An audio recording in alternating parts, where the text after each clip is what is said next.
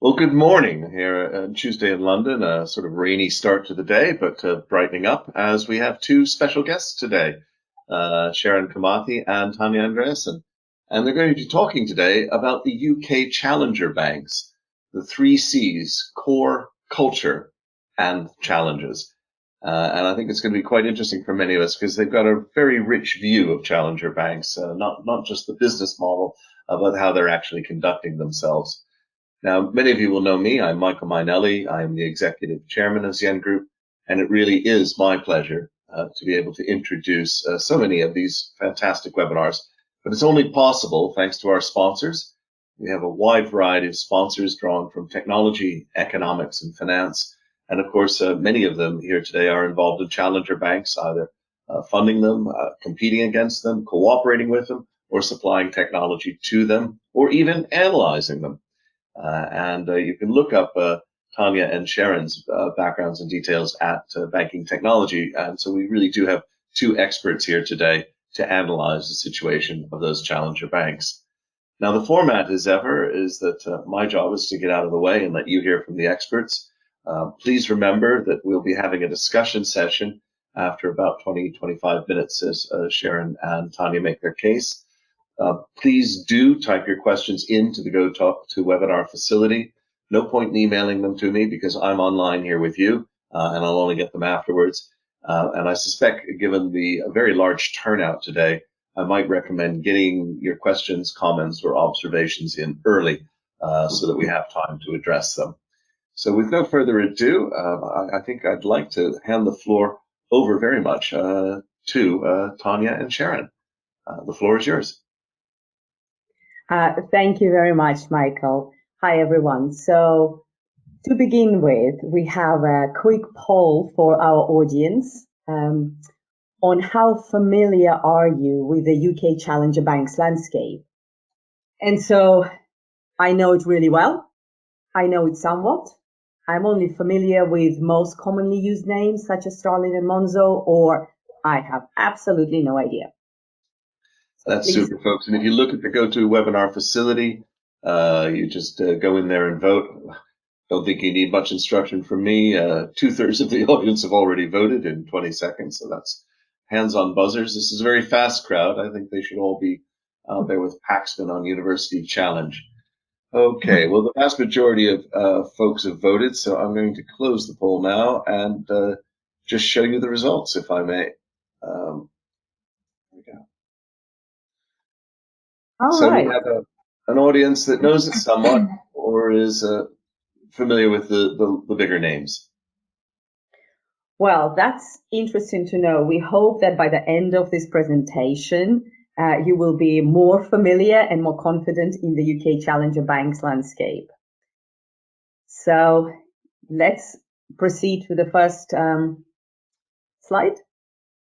So let's talk about the first C of our three C's of challenger banks, which is core banking. At the core and at the heart of each bank, there is an engine, the core banking system. And in the UK, there are several routes that challenger banks go to select their solution. The first one is in-house development. And as you can see from this slide, there are a number of examples of banks that opted to build their own systems from scratch. And there are some clear pros for it, right? You get modern technology, there is no legacy, you have the system customized specifically for your institution and for your business. And of course, you have flexibility and fast time to market. Zopa's CEO, for instance, speaking at last year's Cybos conference, said that launching new products on their in-house built system is possible in days rather than in months. And also they can do multiple releases a day. So Zopa's core banking system is based on the Amazon cloud tech stack. It uses microservices architecture and is mainly built in Java. Bunk, which is a Dutch bank now present in the UK, describes itself as a bank built by coders, and it has its custom-built solution built all the way from the database level to the app level, including the card processing, and it also favors the Amazon cloud. Clearbank, another UK bank for agency and clearing banking, uses custom-built solution Microsoft Azure. So you can see that the cloud is key in the modern technology stack, and most challenger banks prefer it. There are, however, some cons, of course, of having an in-house built system. And one of them is limited functionality and limited scalability. As the bank grows, as it offers more products, as it has more customers and transactions, an in-house system might not be able to cope. And of course, you're tied to the development team, which built the system in the first place. So you might find it hard to replace. Let's go now to the next slide, please.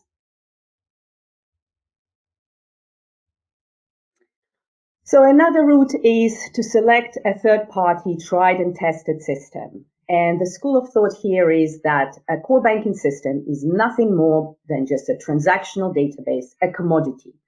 So it doesn't matter if it's a little bit older, as long as it's reliable and well proven. And how you differentiate yourself is you wrap it around with digital, more modern solutions and customer-facing tools. Again, as you can see from this slide, there are quite a few different banks that went down the route of tried and tested system with a tried and tested provider. The pros are clear: it's expertise, longevity, the procurement department usually likes it, and you also have a really wide resource availability in the market. You have the cons as well, right? Costs might be high, although it should be noted that quite a few old-standing providers have adapted their systems and their cost packages to suit the startups. And of course, you are small fish in a big pond, right? So you might be at the back of the queue when it comes to the best resources or availability or customer service. And you could argue there is some legacy tech or might be there as well. But even with these options, you can still, it is very clear that all these banks favor either a cloud setup or at least a hosted setup. So for instance, Alba, which is a Scottish bank, chose Temenos Transact core banking system on Microsoft Azure. BFC Bank uses the Olympic core banking system from Eri Bancaria, which is supplied on a hosted basis, hosted by Blue Chip. And for instance, Hampden & Co., another Scottish bank, chose FlexCube from Oracle, which is hosted in Oracle's data centers in Dublin. Okay, let's take a look at the next slide.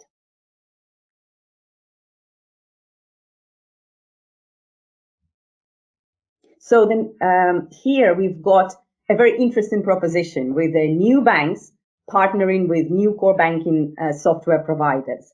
And similar to the banking space being challenged and disrupted by the newcomers, the core banking software space is experiencing something similar.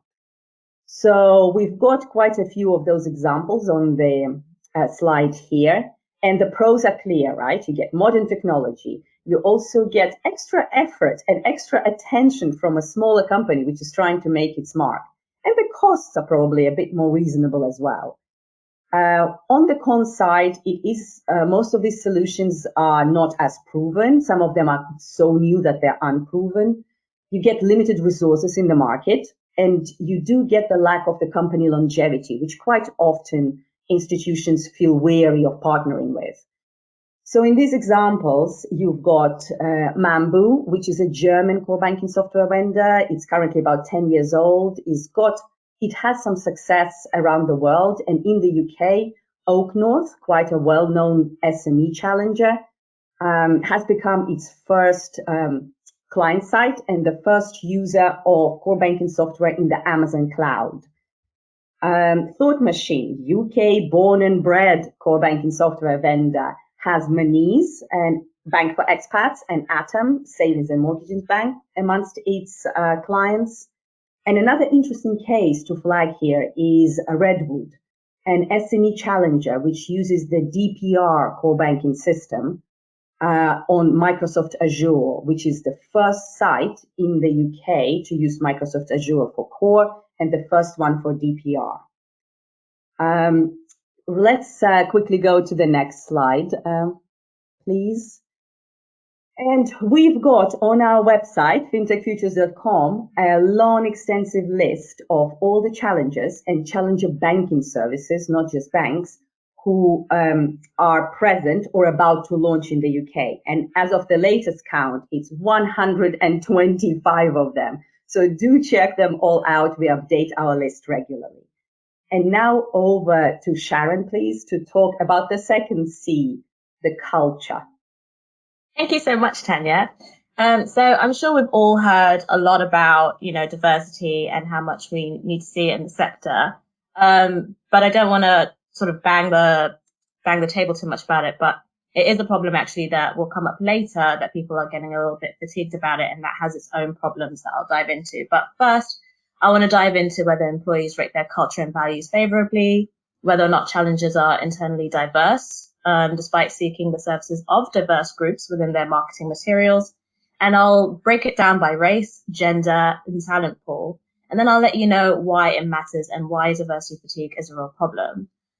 So after that, I'll then wrap it up with some new challenger bank models that we're seeing, and those cater to a person's ethnicity or culture, and also some of them cater to their values. And then after that, I'll wrap it up with a few of the challenges that I'd seen before Tanya takes it back over. All right, so next slide. All right, so and Glassdoor, which is sadly the only thing that we have to go by these days, and people rating things before Google probably comes in and snaps something up for people to start rating it that way. But people did echo all their sentiments on it, with roughly an average of about 100 reviews each. So the main issue here was to do with managerial and staffing organizational issues. So some of them did note in their feedback, I won't say which because I'm not here to embarrass any bank, but it was a trend seen across all of them, to be honest, which is that they are managers out there with negative people skills. And the overall feedback was a disorganized culture, CEOs deliberately setting unachievable targets, expecting people to work over the weekend, wanting people to just focus on the job and for it to take over their lives. People saying that there's a lot of stress due to the challenge of being a startup, and people are fearing weekly that they'll lose their jobs. So lots of people did note that working within these environments is essentially a place that will test your mental health, which is not great. So overall, the culture was not as supportive and positive as it seemed from the outside, is what quite a few people did note. And why is this important, you ask? Well, it's actually something that the UK government is taking seriously too. So the Financial Services Skills Task Force, so they were essentially commissioned by the chairman of the Exchequer in 2018, and they had a whole year to get their findings, which they deliberated on 2019. And they essentially said that the sector's success is under pressure from a number of mega trends. And so these trends are essentially to do with the changing demographics, globalization, data and technology, and also these things impact people. So there's a growing appetite for diversity of new skills and knowledge, and also a differentiation of the behaviors that we had before to how it is going now. So that's essentially what they were trying to target. And as you'll see, people within these challenger banks did echo the sentiments that it's not actually something that's being taken seriously, even though people really should. Next slide, please. All right, so I want to talk about marketing versus reality, because oftentimes, as you'll see in this slide, they do like using people of color in order to show their promotional materials. You'll see it in the tube, you'll see it when walking around bus stops, you'll see it on your television. And I just want to then give you an accurate picture as to what is actually going on internally. Next slide, please. All right, so despite all the promotional material and people posting black squares around June this year, the actual number of people who are in the workforce who are people of color is quite low. So as you can see on this slide, the Office for National Statistics data between 2004 and 2018, which is sadly the most recent data that we have, shows that a sample size out of 40,000 who were surveyed, so it wasn't like a broad range, saw that there were only 16.7% who were black workers, and that's across the spectrum, so Caribbean, African, British, and also 14.6% Pakistani, Bangladeshi. And I'd like to highlight that these groups of people are actually disenfranchised way more than Indian and Asian people, who seem to be highly sort of seen within this banking and finance sector. So great for them, I guess. But if you have questions for that, I would love to unpack that trip going down as well. So usually that sort of data set should be able to essentially break down what's going on a broader scale. And when there was a commission survey by the City UK, it did find out that there were like 9 out of 10 of financial services workers were white. And it is in line with the UK population as a whole, but it doesn't reflect the urban centres across the country. And this is where loads of people of colour actually work in the sector, and that's where they're based. So London, Birmingham, Manchester, and it just goes to show that it's quite a low breakdown. And there is an issue of data, as I've mentioned before, that this is the most recent. So I essentially sent out a bunch of questions to all the challenger banks that we've mentioned earlier on, and only one actually responded to me, and that's Oak North. So Oak North came forward with statistics, and they essentially broke it down to 30% people of color, as you can see on that slide. 3% were black, 1% Latinx, 2% mixed race, and 2% ethnic other. And Monzo as well had theirs online. So they note that only 16% of the company have people of color within their roles. And the breakdown is 3.1% black, 1.3% other, 4.8% mixed, 7% Asian, and 83.8% white. So through this, they also said that only 6% of their leadership team have people of color, and it increases to 15% if they include those with leadership and managerial responsibilities. Now, that's for them to decide what that term means, but it's still quite low. And these figures are not to essentially say, oh, well, look at how poor they are. It's actually more valuable to have the data. So if you're out there, if you work within these challenger banks, I urge you to please control find my name within your inbox, and you'll probably see something from me just asking for data. So that way we can collect it and paint an accurate picture as to what's really going on within these banks. But we can only go by what we have. Also, Monzo was criticized over the summer too. So during the Black Lives Matter protest, their diversity and inclusion manager said that she was one of the 80 Monzo employees who may be made redundant. So that's really fun to unpack. So gender diversity too, there is an issue there. As you can see, there's loads of figures that show that women as well are impacted within the field. So figures from Innovate Finance and EY's FinTech 2019 census show that women account for just 29.5% of FinTech employees based in the UK, and only 17% of these are in the executive level, 12% of FinTech founders are women, and also just 2% of venture capital has women within it. So it was pretty much the same sort of trend as you can see throughout each. So it's basically just saying, even though we are around, we're not really seen in any sort of senior levels. Next slide, please. Talent pool. So the issue mainly lies within people who are actually going into the tech sector as part of their academia and higher education.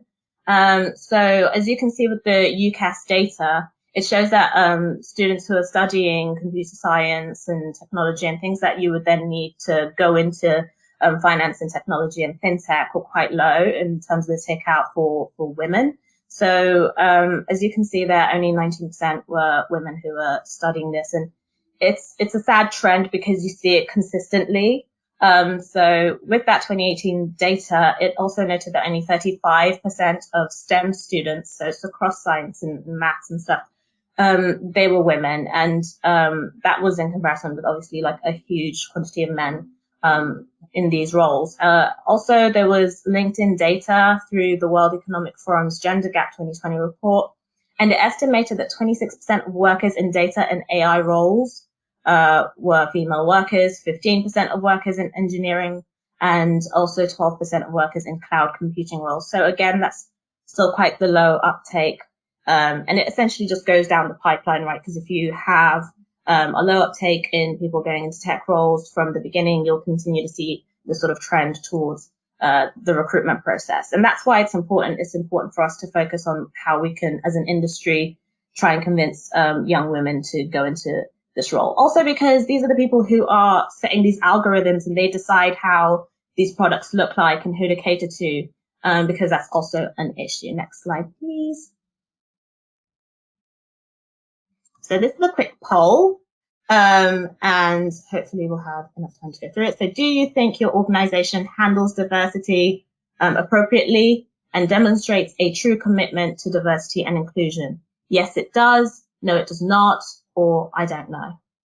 That's super. Sharon, the poll's just underway now. It's an extremely swift audience. We're 12 seconds in and over half of them have voted.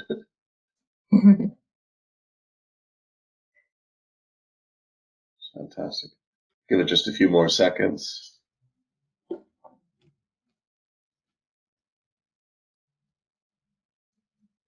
Great.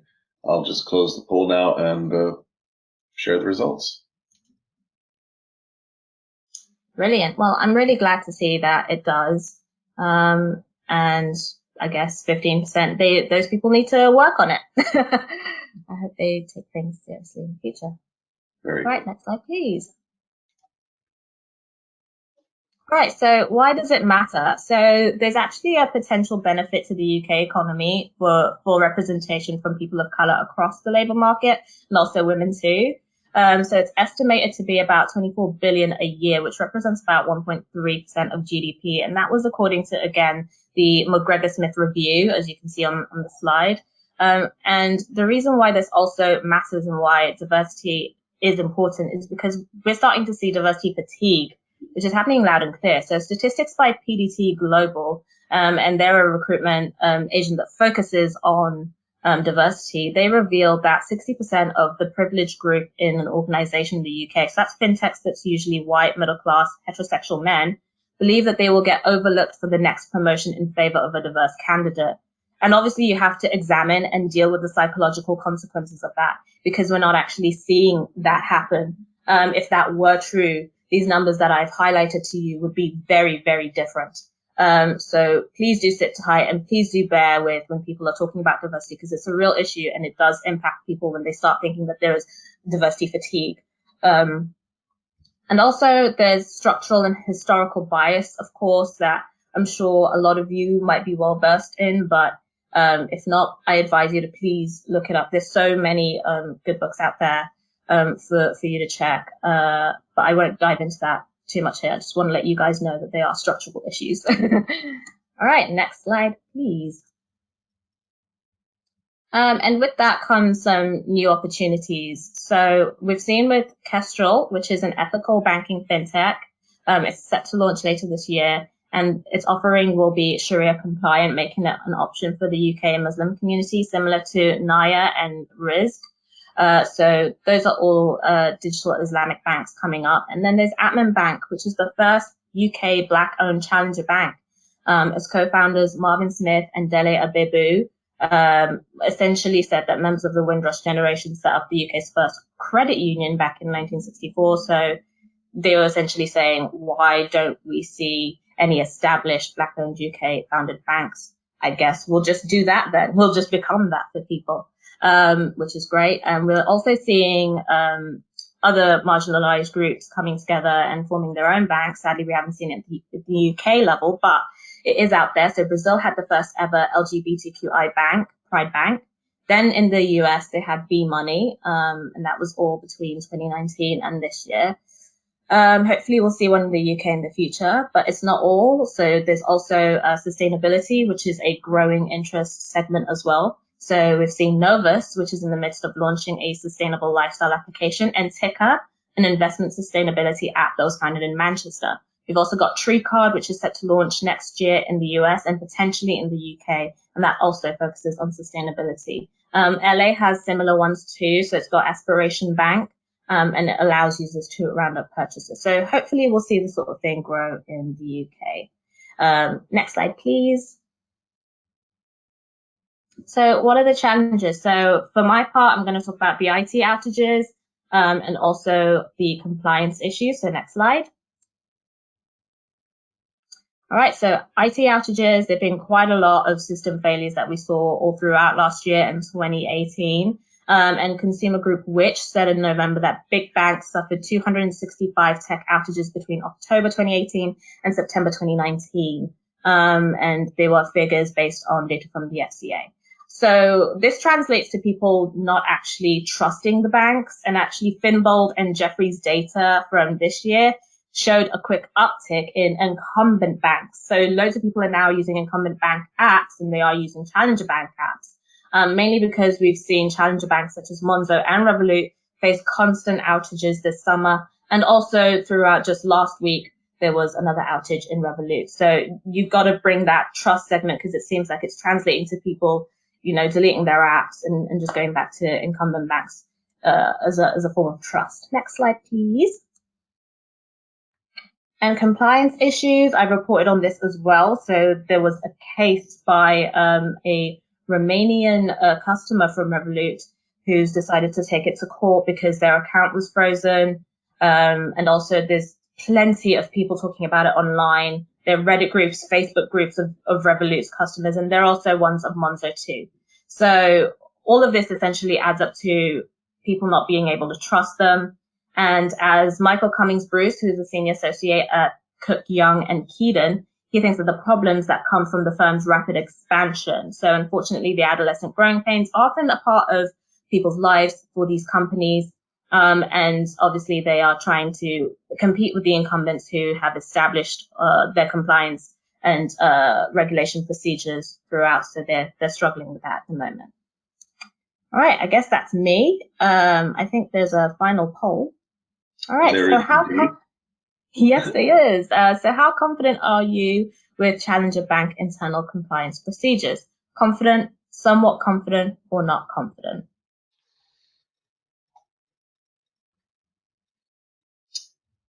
And again, a very swift audience here.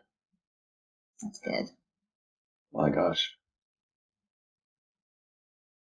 Almost everyone has voted. Just give it another couple of seconds. That's great. And just closing, and I'll share the results, which are basically not that confident with the... No. Oh dear. Well, I guess then you guys can unpack that too within your Q&As and have to answer any questions. But for now, I will take it back over to Tanya to wrap up with her challenges. Thanks, Sharon. Of course, the challenges are manifold. And in addition to the lack of trust and the IT outages, you also have the public inertia. And more often than not, the issue here is that there is not much differentiation between the challenger bank, particularly in the consumer space, and the incumbent bank. And you could argue nowadays that mobile application, which used to be the highlight of a challenger bank, is now just as good and in most of the high street banks. And the rest of it, well, it's the same product, it's the same current account, it's the same overdraft with very high percentage. So why bother? N26 and Holvi, which are European challenger banks, have discovered it the hard way. They entered the UK and stayed less than a year and promptly left due to the lack of uptake. The same with RBS trying to launch a consumer banking app called Bo. That survived literally a few months because nobody cared. Now, this poses an interesting opportunity for banks who can find the right niche and grow, as the banks that Sharon mentioned earlier, and also banks for specific lifestyles, like healthy lifestyle. There is a longevity bank, a bank for farmers, a bank for expats, ethical banks, and so on. Of course, in addition, you have increased competition from not only other startups, but also incumbents who are launching their own standalone digital challenges. And on this slide, you can see quite a few examples. So for the interest of time, let's go for the next slide, please. Again, being mobile only, is it enough? The UK audience still enjoys a bit of a branch banking and online. Even Starling, who has always advocated for the mobile-only bank, now has a desktop website and has promised to open a branch. And of course, finally, what's the profitability? How are these banks going to make money? At the moment, the business plan seems to be just get as many clients as you can, whatever means possible and necessary, burn through the money on advertising and marketing and onboarding, and then we'll figure out how to make money from them. The problem here is that the UK population is not very keen on changing accounts. There is a stat somewhere that says people get divorced more than change their bank. Accounts, meanwhile, are expensive to run and maintain, and the majority of people who have accounts in challenger banks use them as auxiliary ones. So just a couple of £100 here and there to show off in a trendy bar, and that's about it. And premium paid for accounts that challenger banks are trying to introduce are yet to gain popularity. Monzo has tried several times and had to withdraw every time. And its most latest offering is a premium current account, which everywhere else is pretty much free, but it offers you a metal card. So if you're that kind of person who likes it, then yes, you're prepared to pay £15 a month, go for it. And they're also currently offering travel insurance, which is quite an odd proposition in the current climate. Whether that's going to be successful, who knows? But as you can see, most banks, challenger banks, are losing money. And here on the slide, you can see the Sterling losses have doubled and are now standing this year at 52 million, and Monzo is posting eye-watering losses as well. So that brings us to a very quick talk through on the challenger banks, and we have a quick poll to conclude. So do you, our audience, currently use a challenger bank or perhaps plan to? So yes, I have my main account with a challenger bank, or I have an auxiliary account with a challenger bank. I don't have an account, but I'm pretty likely to get one, or no dealings and no plans to. Yes, and again, very interesting results here.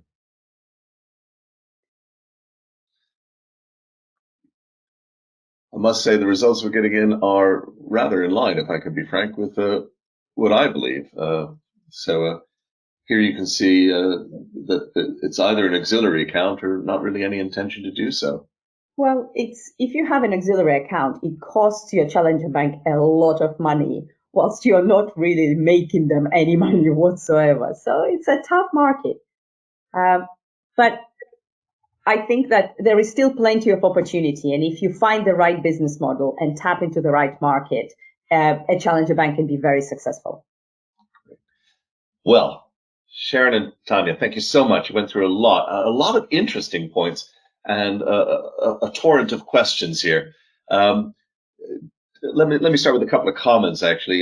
Dharmesh Mistry actually points out, and maybe it's just your relative youth, ladies, he points out that actually the first LBGT bank was Pink Bank, which was launched over 20 years ago, back in the dot-com era. So it's not a new phase we're going through. He also points out that was the same time that David Bowie launched a bank. So we may be looked at from some sense of perspective. We're in a sort of a second wave, but it's 125 out there. It's certainly a big wave. And we'll make sure to post that link on the site. I got a lot of people asking about questions about slides. The slides are going to be posted, folks, as we almost always do. Then I've got a very interesting question, which for me strikes kind of at the heart of this element. I mean, remember that banking and insurance are all about, in many ways, pooling. We mutually pool together to get something done. So Deborah Webster asks, if we're asking companies to be more diverse, does it make sense to have companies solely targeting marginalized groups? I think, yeah. So within this day and age, it would be great to say that, oh, it's all going to go just because we're talking about it. But there are banks that still do discriminate against people based on their ethnicity. So if you can then bank with someone who you know will not be able to do that to you in order for you to get your loan so that you can start your business or do whatever it is you want to do, then I think that's also great. Obviously, it's not an ideal situation, an ideal world to be in, but I just think in the current climate that we're in today, until something really does change systemically, then that's perfectly fine. Mm-hmm. Deborah asked a supplementary question, which I think is a good one. Has any challenger bank impressed either of you in how they tackled COVID? So far, from my perspective, everybody has been very much like for like.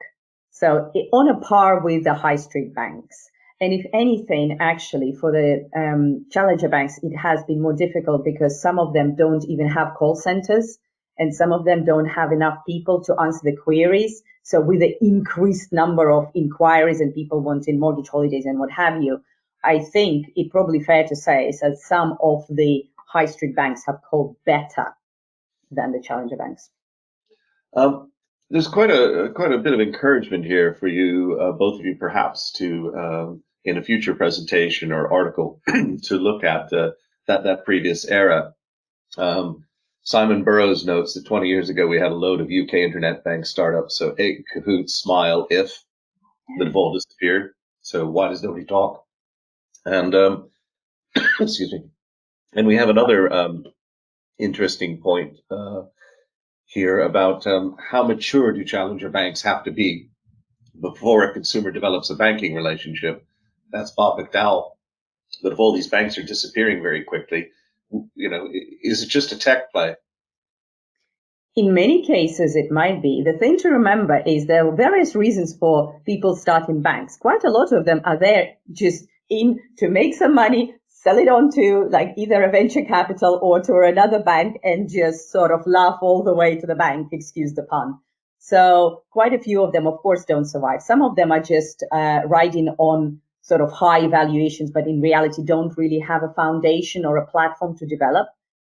So I think to call a bank mature, that's a very interesting question. It's like, when do you calling a startup, at which point it stops being a startup?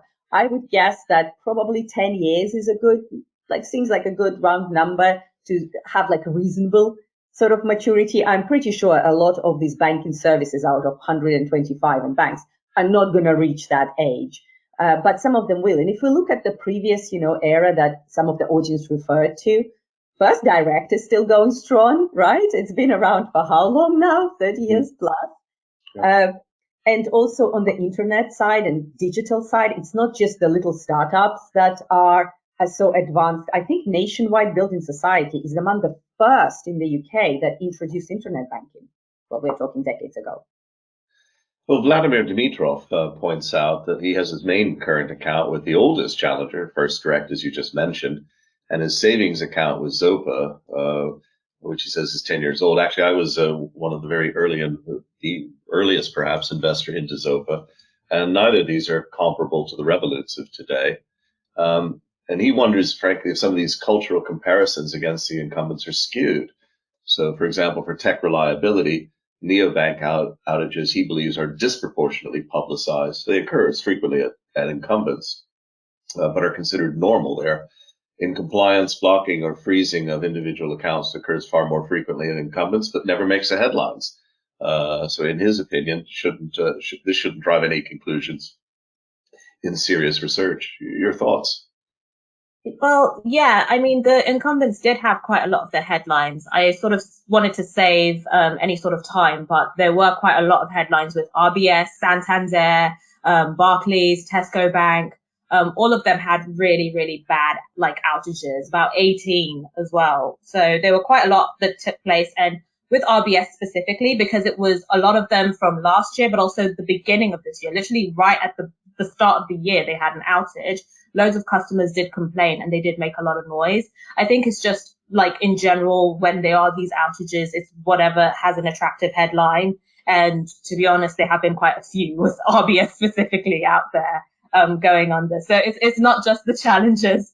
I think people do like talking about the challenges just because it's something new and interesting, and they always have a scandal, but RBS for sure. I can also add to that it's partly challenges doing as well, because they go out there and they make this bold statement how much better they are, that their technology is so much better, that their process, and they're all, so making a lot of noise, then you have to live up to that, right? And also it would be interesting to see percentage-wise, say Challenger Bank has 1 million clients, and it freezes account of X amount percentage of clients. But an incumbent bank has 15 million clients. So percentage-wise, how their freezing of accounts, for instance, or whatever problems the clients are experiencing are comparable. Yeah, well, I remember, RBS, which certainly probably has never prided itself on its IT, but it did take a quarter of the country out for days at one point. So that's big news. And on the other hand, the banks that do effectively, as you point out, Tanya, set themselves up. And we've got quite a few questions here. I'm going to try and wrap this up in a comment for both of you. I'll just start. The first is Reedy Carria is actually concerned about the difference between startup banks and challenger banks. Hold on to that. I think that's the core of the question. But we have a few other relevant comments to this. So Richard Jones says, I've been following this market for 4 years. Nobody is emerging a sustainable business. Can any of you see this changing? So back again, the startup challenger. Dharmesh Mystery, folks, we've got a long list now of banks from the dot-com era. Also add Smile Bank to that list. I think there's a real thing here, that there's something deep, well worth comparing. What was going on then? Where did it all wind up? And is it actually any different than now?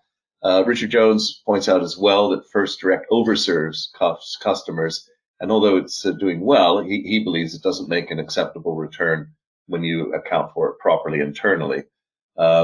So anyway, back to that. But challengers versus startups. What's the difference? I think that quite a lot of banks that are appearing in the case, such as Zopa, are not a startup because they used to be a peer-to-peer lender for many, many years, and they applied for a banking license to offer wider banking services. So they're a challenger, yet they're not a startup. So I think that's a differentiation. And also in terms of sustainable business models, I think current accounts in the UK is hardly an exciting proposition. But for example, at the SME sector, that has traditionally been underserved by big banks, can carry a very sustainable model. And if you look at slightly earlier challenger banks like Aldermore and Shawbrook, they are doing quite well. So they are, you would say, quite reputable, established, long-lasting, by challenger bank standards sort of banks. There are a lot of questions and comments here about the tension, really. Can you have a banking model, or are you really a business as a service? I'll read one out from Dharmesh Mystery. Is it tenable to build and grow a bank and be a business as a software provider? Very different businesses. Bob McDowell's challenger banks need to be clear whether they're building banking technology capabilities, which can be licensed or wide labels, or are they really trying to handle consumer segments? And in all of this, to me, this comes back to the middle bit, which we seem to be missing here, that you provided, Sharon, about diversity. Is this really a banking issue or even a sectoral issue, or is it about the increasing automation of society? In other words, is the tech sector branching out and bringing with it this lack of diversity, as opposed to the sectors themselves necessarily being at fault? Yeah, I think that's a really good question. So as I mentioned earlier, with the people who are actually within technology, the people who go into it are all very homogenous. And if we started having a different sort of pool, we might see something different. We might see something that does last. We might see something that, might cater to a different set of people and it might stick. So I think it's also the stickiness of some of these things. So if you do, as you mentioned, in terms of like going into the actual data and the people who are there, then if that changes, then we might see something different. We might see something that does last and something that is in this industry that people can say, hey, this is different and this is how it's different to the bubble, as you mentioned before, with all these other banks that ended up just falling into oblivion because it was more or less just the same. So if we actually genuinely see something different with the stats from early on, then we might see this whole industry take a shift. Richard Jones just points out his comments were about retail primarily. He does wonder if some of the niche businesses like Oak North are more likely to get to profitability. Liz Thrussell points out that a challenger needs a USP, something unique. Starling with a pound euro account. Otherwise, why switch? But I think it's probably Edward Hamilton who's got the question, which we might end on, I'm afraid, sadly. Had a lot of good comments here, but what do you see as the white space for challenger banks? I think you meant that in a different way, Edward. But what is the white space for challenger banks, and how can they disrupt the market? I guess I can start with that one. So as you've seen in terms of like Smile, who've been there, and Metro Bank, who've been there, I would like to also point out one that we've forgotten to mention, which is Marcus. So if you do come up with something that is unique, such as the savings, then just own it. Sadly, with Marcus, they have to keep rolling back on their savings because of the climate that we're in. So you can start with however much you want, and it just keeps going lower and lower and lower as it goes. But if you deliver, people will remember that and people will stick with it. So I know that there's so many customers who are still with Marcus just because they delivered on the first time that they rolled out their great interest rate in comparison to what's happening now, though it wasn't that great. So yeah, if you have something that's unique and you deliver, then you'll stick. I would like to add that pre-COVID particularly, the entrepreneur and small and medium business sector has been very much ripe for disruption. And that's why the first wave of SME banks, Oak North including, have had quite a lot of success. And we've had like a whole bunch of new ones coming up, like your Recognize and Bank North and Alba and lots of others. But with the COVID and the current economic situation, that remains to be seen. An interesting case as for a bank that really found its niche is Clearbank, a first clearing and agency bank in, I can't remember, over 100 years or something. So until then, that space was literally just sewn up by 4 big banks. And for the newcomer to come in and disrupt that and not offer a millennial cool card and not offer a current account or some sort of metal card or a cool app, but just say, look, this is a real problem and we're going to solve it for you because we offer you competition. That's interesting. Well, we have loads of questions and comments yet to come. Folks, all of the questions with your emails will be given to Tanya and Sharon, and they're welcome to get in touch with you directly. But I've got a whole host here. I've also got a whole host of compliments about very enlightening and thank you. And that's always a sign, sadly, that I have to draw things to a close. It's been particularly good. I mean, my personal views on this is that so far the challengers have not exactly been challengers. They've been annoying mosquitoes, really, and 125 of them. And there have been a number of studies straightlining that they wouldn't even get to a 15 or 20% market share for another half a century or more, which to me doesn't really say it. Nobody seems to have quite gotten this space. And given the age of the audience, I think we've also pointed out it's happened before. I personally view banking more and more as a utility, more and more as something that's automated away. And particularly, I wonder if we have a very old model in the UK where a lot of it is, put an app on the front end of a normal system. Whereas when you go abroad, particularly in Asia, you see very, very different models of very close to the idea of embedded finance or finance on demand. So I think this is certainly an area well worth covering, and we'd love to have you back as you conduct more and more of your studies. But I need to give, if I might, 3 rounds of thanks. So my first round is, as ever, to our sponsors who are so kind at letting us run on a whole variety of subjects. Today, I think, was a very, very spot on. I'd like to thank the audience today who've been particularly great. It's really nice to get that kind of feedback. It makes the whole session more rewarding. And I know Tanya and Sharon appreciated all of that. We do have some things coming up. Quite interestingly, on Thursday, Ekeswegi Yahan is going to be talking to us about the future of insurance from quite an interesting perspective, not least as she is the Secretary General of the Insurance Development Forum. And on Friday, we're going to have lessons from lockdown. Particularly interesting because Revolut has been having a lot of problems with this employee share ownership. And so we'll be touching on that on Friday. And next week, Herbie Skeet is going to be talking about a lifetime in market data from paper tapes to low latency. I really encourage you to see it because Herbie is, in fact, one of the oldest minority players in financial services and a very dear friend of mine. And I'm really delighted he's going to give us a perspective. But Herbie is by no means out of it. So he's actually got a good perspective on the future as well. Please do try and attend that. But of course, the real thanks have to go to our 2 presenters today. So thank you so much, Sharon and Tanya. You put a lot of work into it. Unfortunately, I can't open up the floodgates of applause with the technology, but I can provide you with an applause-meter. So this is my Korean karmic clapper from my Bulgoksa temple, Buddhist temple, and I would like to thank you very much for all of your work today. And I know you'll be in touch with some of the people who've asked the questions. Thank you so much. Thank you. Thank you. Thanks.